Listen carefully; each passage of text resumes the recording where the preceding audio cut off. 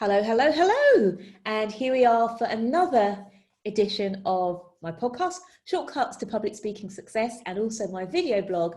And I'm super excited because we have a very special guest today, all the way from halfway across the world, across the pond, most certainly. And we have a very special speaking coach and actor, and she's really here with this intention to help. So I'm just going to tell you a little bit about Billie, who we have here with us today, and then I'm going to be jumping in with some questions because we really must exploit her as much as we can while she's here with us on the show. So first of all, Silicon Valley speaking coach Billie Shepard has been an actor and an acting coach for 40 years. 20 years ago, she recognized business speakers have the same performance anxieties that others deal with, that actors deal with. And so she founded the Billie Shepard and Associates acting technique, acting school, acting something, acting academy.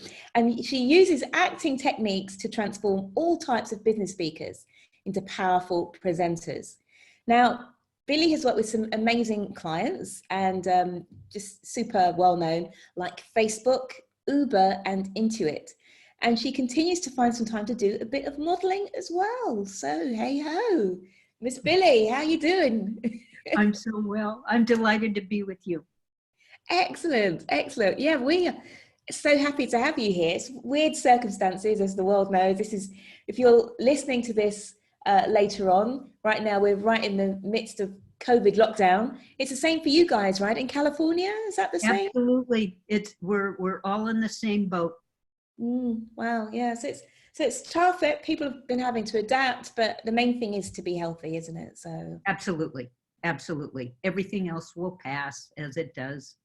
Absolutely, yeah. So I'm going to ask Billie a few questions, and hopefully those questions will help to bring out some of her amazing expertise, because I know I'm someone with a performance background, but I come from a singing background, and singing and acting, although we're still on stages, very different ways of going about things, different techniques, etc. So I'm looking forward to learning a lot from Billie today too. But my first question is, because I know that Billie used to be a professional actor. So how did you go from being an actor to training executives? I'll tell you what happened. And this is just you. I hope nobody's listening to this personal.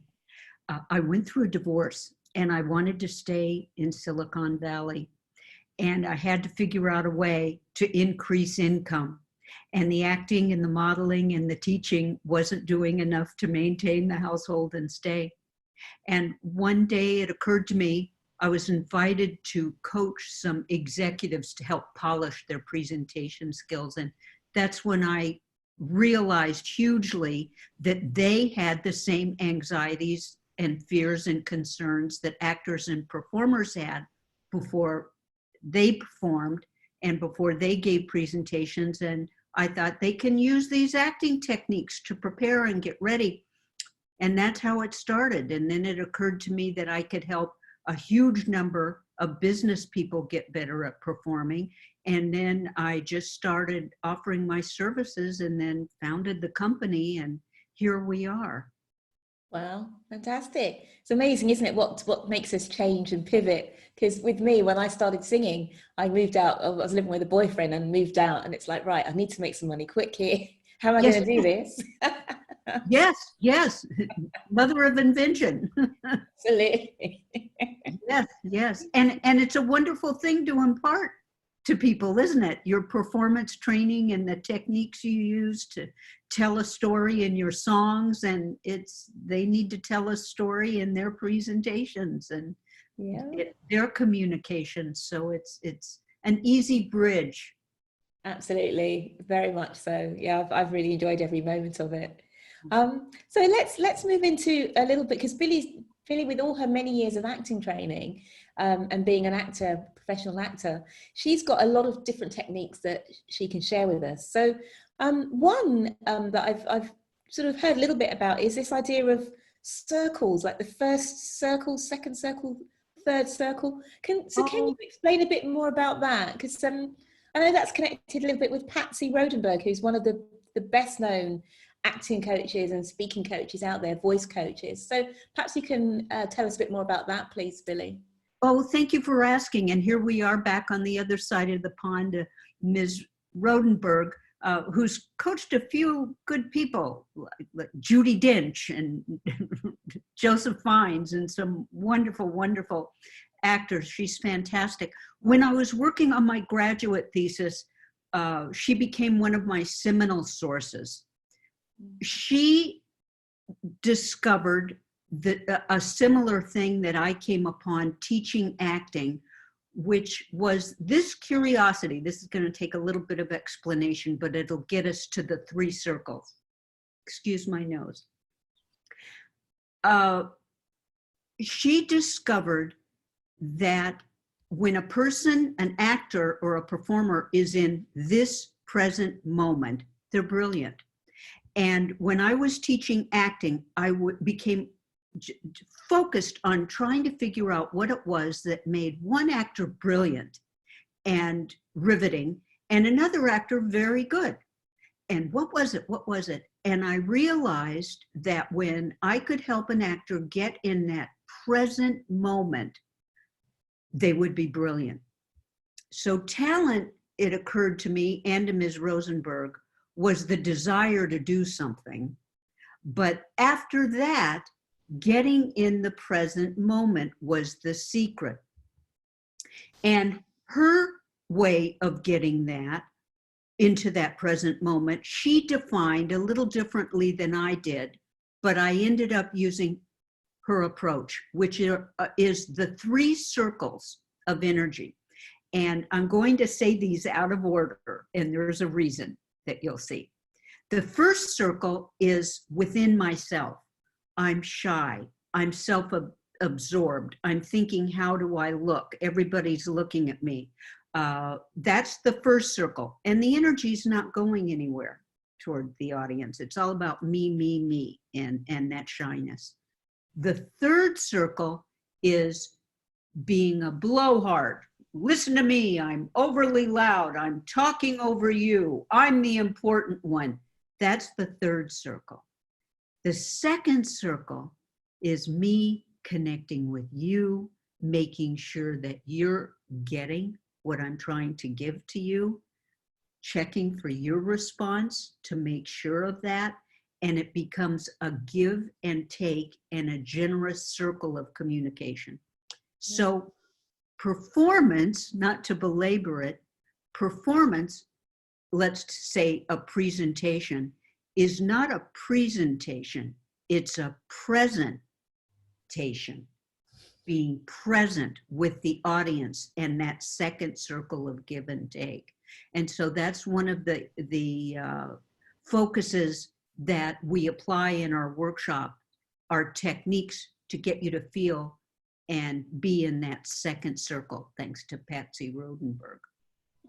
That's fascinating, isn't it? It's funny because when I'm working with people, I often say one way to get over your fear is to just remember you're of service. You're here to serve the audience, and it just takes them away from that. You know what you were saying, kind of the blowhard or look at me. It just takes you out of that. So that's really interesting. A different approach, but the same kind of results, I guess. Yeah. It's saying it a different way, but it's all to get us to that moment of connection. That connection with us in the audience. That's what you're doing too. And so do you have any favorite exercises that you typically go to every single time you work with executives? I mean, what are some of the kind of classics that you always fall back upon every single time? Well, the theory of my methodology, the Billie SHEPARD method, is, and we discovered this when I was crafting my thesis, is there are 4 components to getting in the present moment. As you recall, I was saying, how can I get them in the present moment? What are the techniques to do that? And there are 4 components. They are body, voice, intention, and that gives us the ability to improvise in the moment, to bob and weave. And there's a reason body comes first. I learned how to act in the American method, which is from the inside out. And that's getting ourselves present in the moment. And then we add the nose and the hump and the limp and the dialect, you know, but we've got to be present in the circumstance first. And the first thing that every actor does, and I bet you do it too as a singer, is to breathe and check in with our breathing. So the breathing is fundamental. First of all, it's the secret of life. But second of all, it's fundamental in getting present in the very moment. And if you like, I can show you quickly. You can do it with me if you like. But right now, I'm going to talk to your audience, and I'm going to ask them to join us in doing this, and I'm going to do a very quick version of it. I promise it won't take more than a minute or a minute and a half. When we do it in workshop, it can take up to 3 minutes. Do you want to do that? Do you think it'll be effective with your audience? We want to get your good stuff, Billie. Come, go for it. Okay, now I'm talking to your audience. You do what I tell you. You do what I tell you. Sit up straight. Put your feet on the floor, get your back straight, and I'm going to close my eyes, and I suggest you close your eyes too, and I'm going to guide you through a simple breathing exercise and a simple tense and relax, and it won't take longer than a minute. You ready? You do what I tell you now. Okay. The first thing we're going to do is simply focus on our breathing. And we're going to take a big, deep breath in, filling up your diaphragm, lungs, all the way up into your throat, and release through your mouth.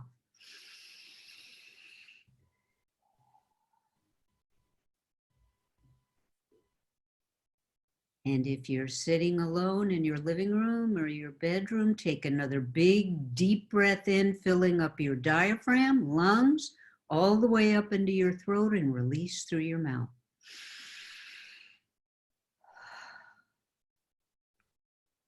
And now we're going to tighten our toes and feet and release.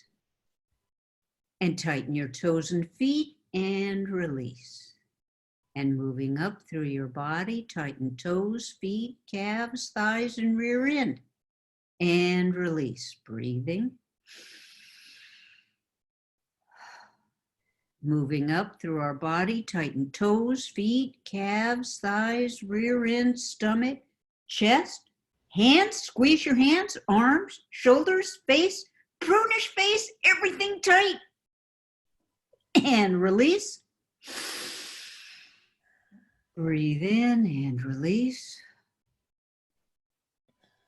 Maybe you feel your heart beating, your blood circulating. Take a big closing breath in and release. And bring your awareness back into the room, opening your eyes.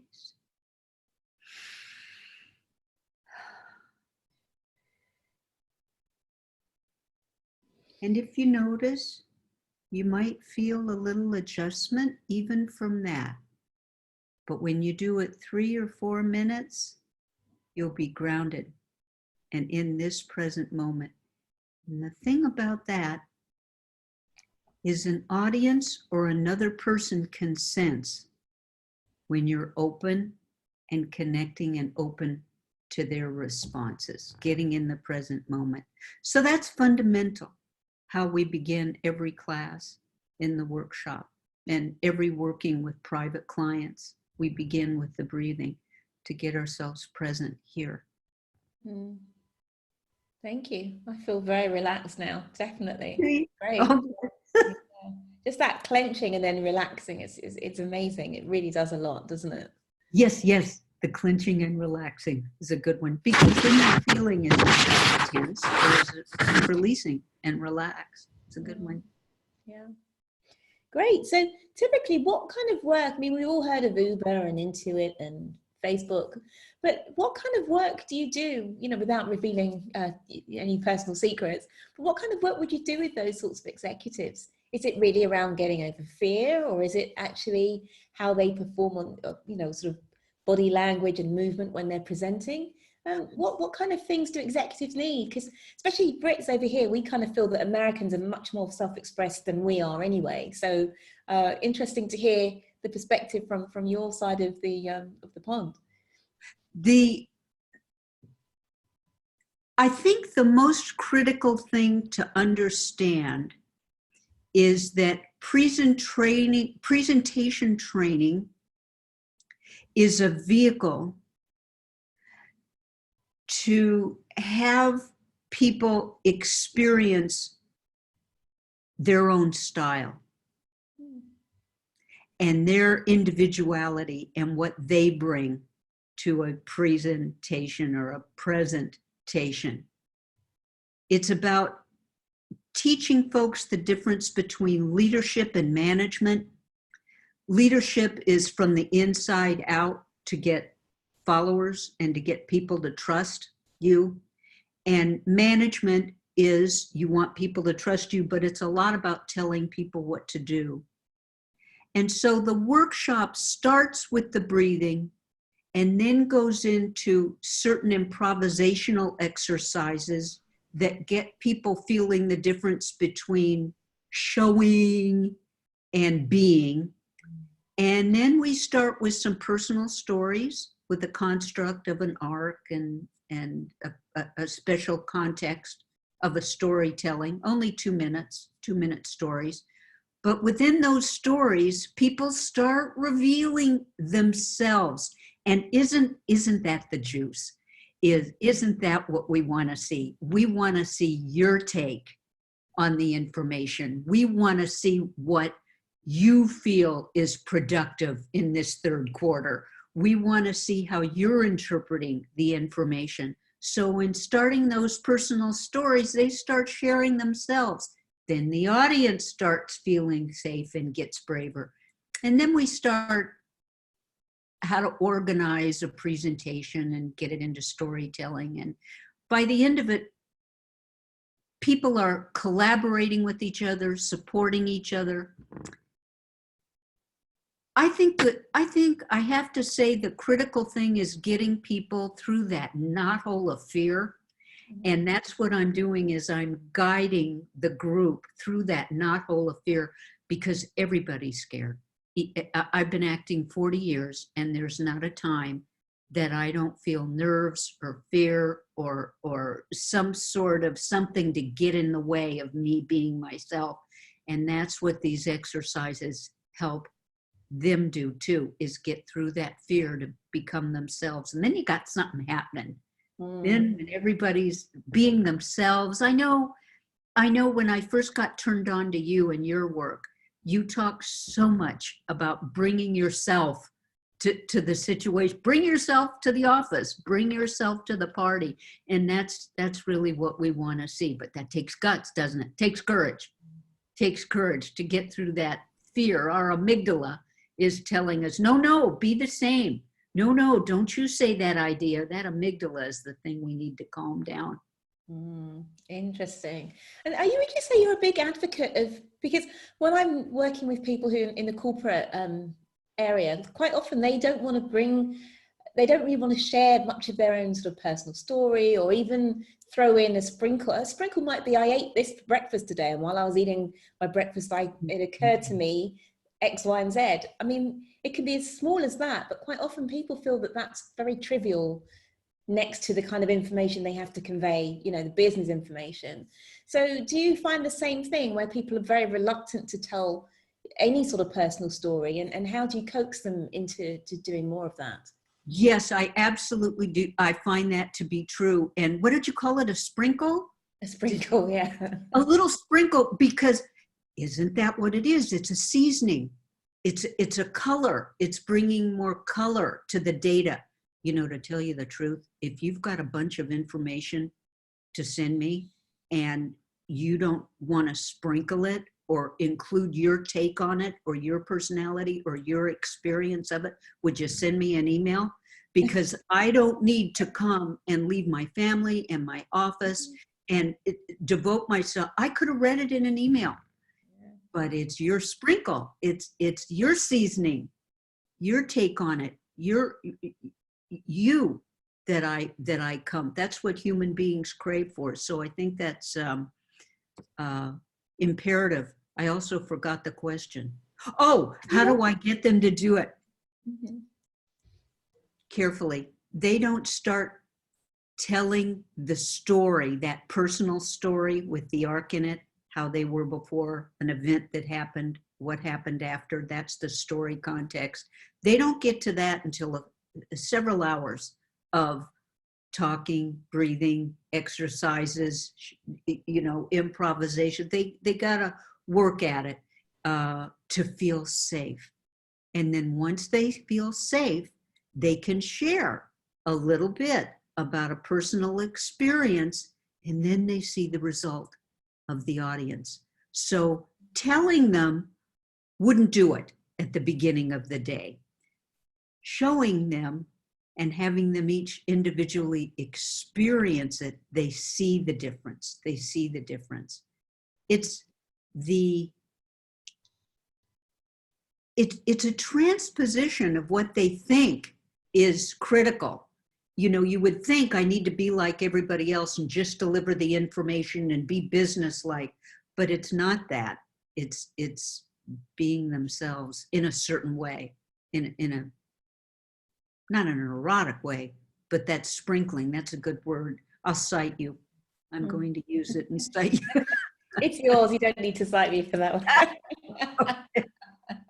That's funny. Yeah, well, that's interesting you say that, because it's sometimes, from the music world, I use the analogy of, let's say you go to an event and they have a DJ versus they have a live singer, and the DJ, the record is perfectly produced, each line has been sung 20 times, it's all perfect, versus a live singer, there's more at risk because you're getting a human being. Maybe the voice might crack, or they may trip up or something, but that's ultimately much more exciting.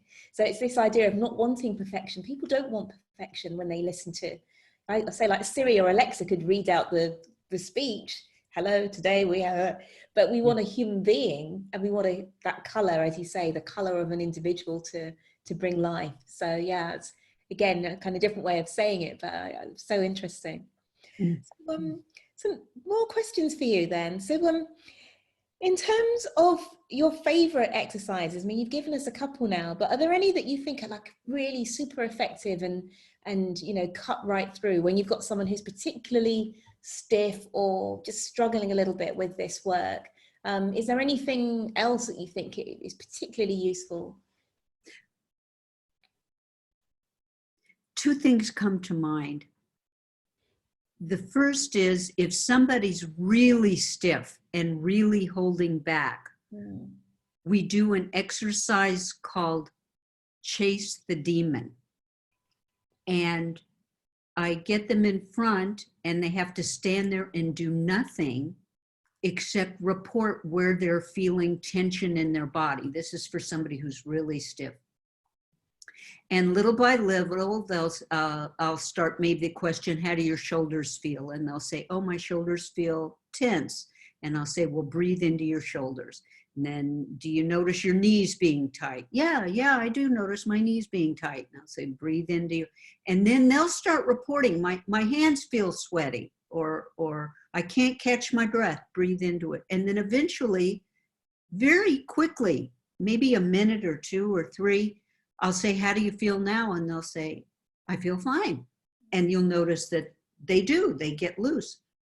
The second thing occurs is people have very, very soft volume because of their self-conscious of their dialect or their diction or something. And I'll get them to speak more loudly. I'll have them throw their voice into my catcher's mitt, and I'll keep moving back into the room, and they'll say the alphabet, A, B, throwing it into my catcher's mitt, and eventually their voice will come out, and everybody in the room will say, oh, that's great, you've got a great voice. And then they feel secure because they've actually physically experienced their voice. And of course, our own personal voices are where we're at. So those are 2 good exercises. Then the third exercise that people just seem to love is how to answer impromptu Q&A. 2 things occur.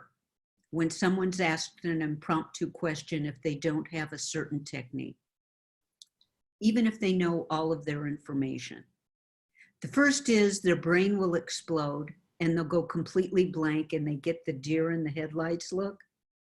Or worse, they'll start talking and continue to talk endlessly to the pain of the audience. They'll just keep talking.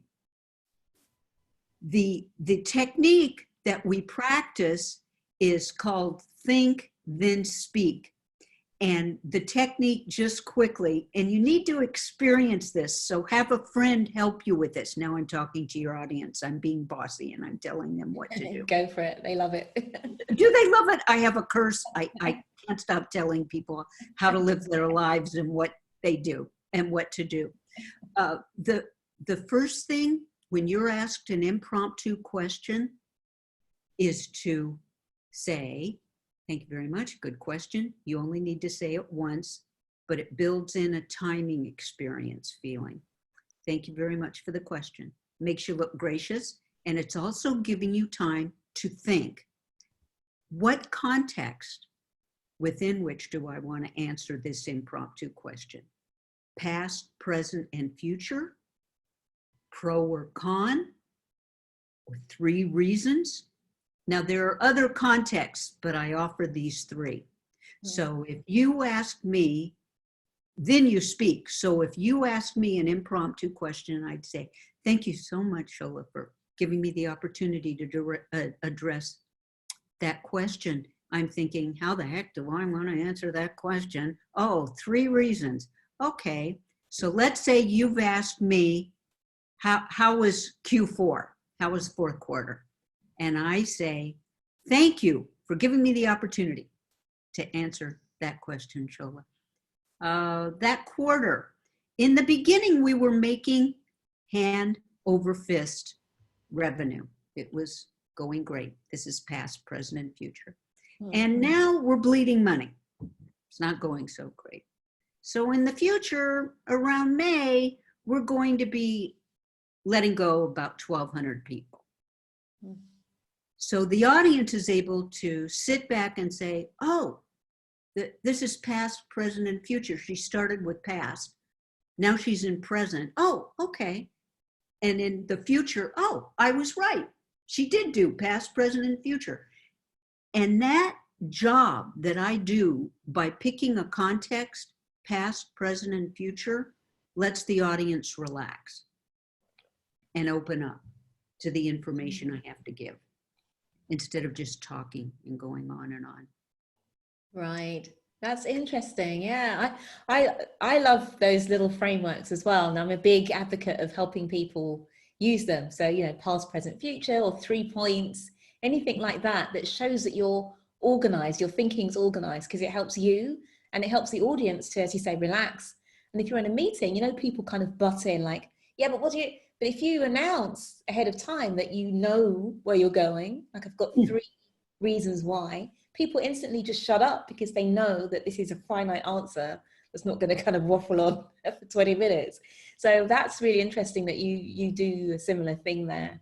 Yeah, I think that's cool. Do people respond well to the frameworks and those little models that you give them? Yes, they do. And it does need to be practiced, though, because unquestionably, every time someone gets up, they say, I got it, I'm going to do it. And then, of course, one of 2 things happen. They go blank or they start talking and go on endlessly. Yeah. So they need to be adjusted. So if you try this technique, I really do suggest you use a friend or a coach or whoever can help you to say, you're just talking. I don't know what format you're in. you're just talking. So then you can practice it and feel the rhythm and feel the timing to do it. Yeah. They love it. They use it a lot. Excellent. I think it's a good discipline as well, isn't it? Because some people do over answer questions and they just feel that because they can talk, there's nothing wrong. And everyone else is like, come on, just shut up. So yeah, I think it's good for both sets of people, the quiet ones and the ones who over talk.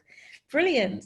So as we wind up, I'd love to hear, maybe some success stories, or, like the biggest turnaround that you had, or, if anyone asks you about a story of you working with an executive, let's say, what's that go-to story that you always tell?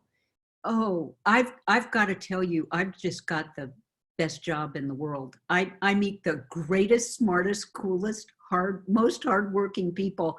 And there have been so many events. There was a young man in San Antonio. I went to work at a big company there for a while, and they'd bring me in for many years. And he was a young man who wouldn't stop smiling.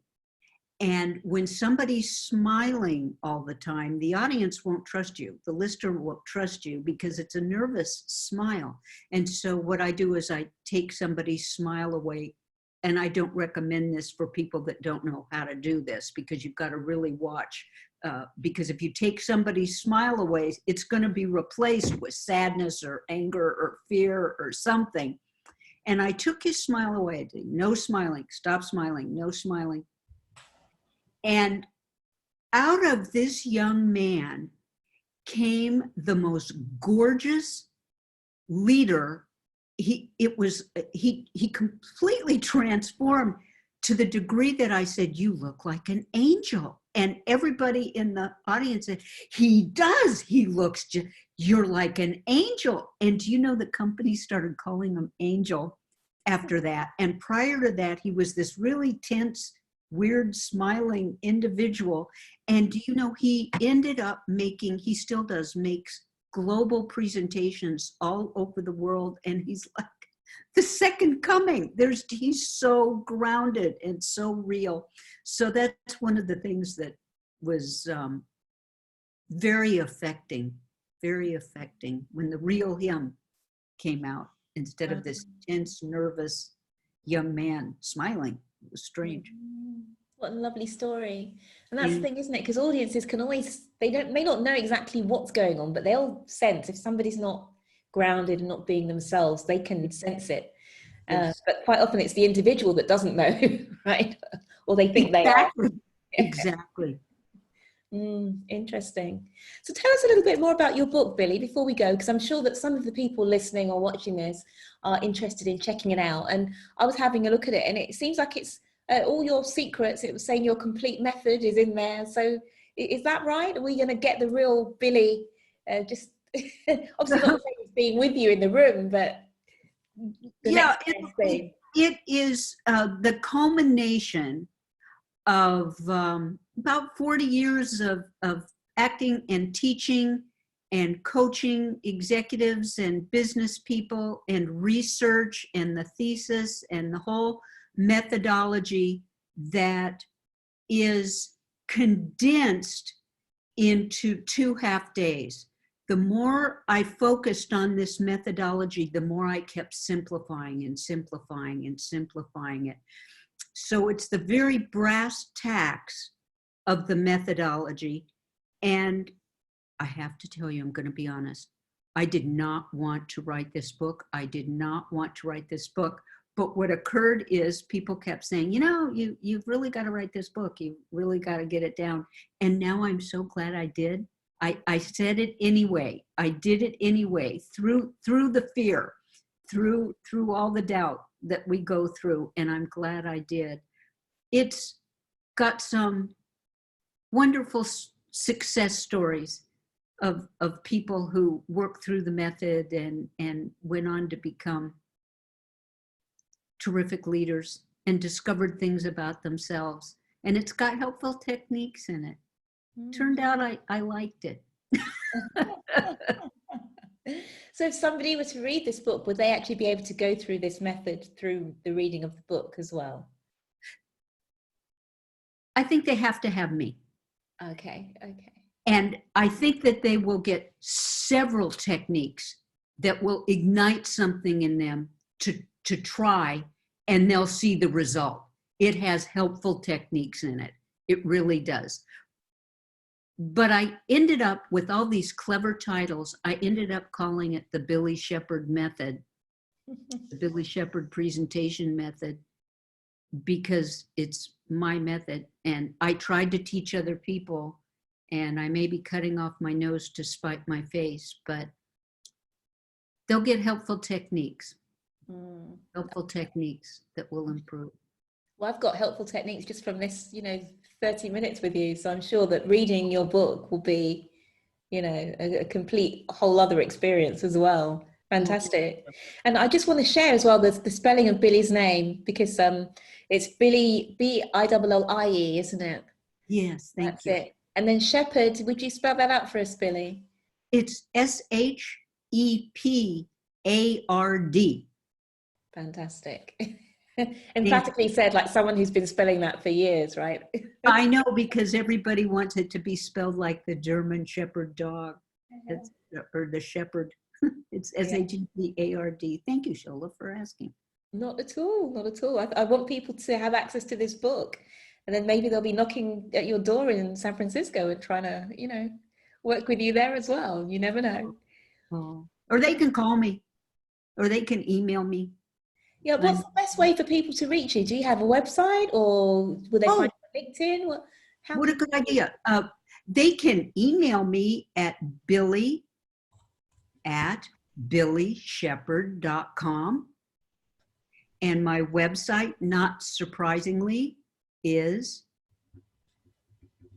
billie@billieshepard.com. It's my website? BillieShepard.com. Perfect. www.billieshepard.com. Perfect. Thanks. They can email me, sure. Well, that's been so helpful. I've certainly picked up some tips there that I can use with my own clients and when I'm speaking myself. So, just really, really grateful to have had you here today, sharing all your amazing wisdom and knowledge with us.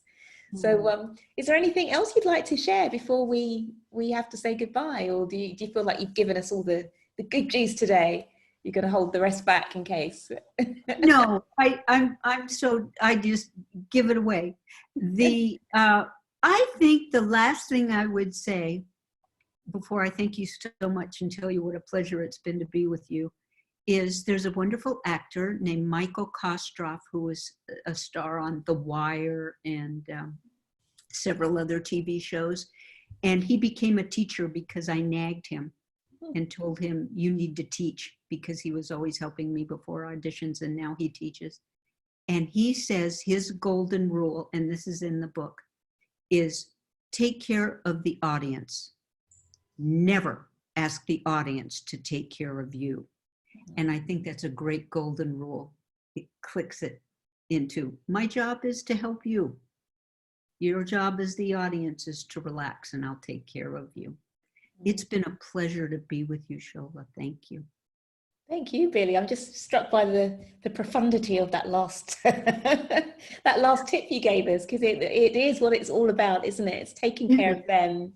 It's not about you as the speaker, it's about them, the audience. Yeah. What a great note to end on.